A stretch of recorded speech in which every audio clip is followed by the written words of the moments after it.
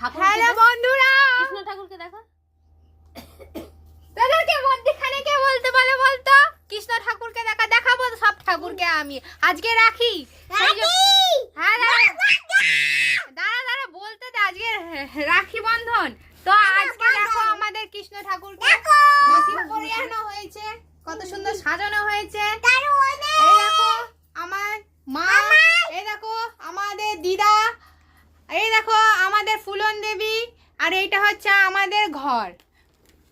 দেখেছো আমাদের ঘরটার অবস্থা? দেখেছো এত সুন্দর ঘর, এত সুন্দর সাজানো কারোর হবে? এত সুন্দর সাজানো, এটা হচ্ছে আমাদের ঘর। Prestige down. এদিকে টিভিটা দেখা, টিভিটা। এই তো আমাদের বড় টিভি, কিন্তু আমাদের এত সুন্দর ঘর।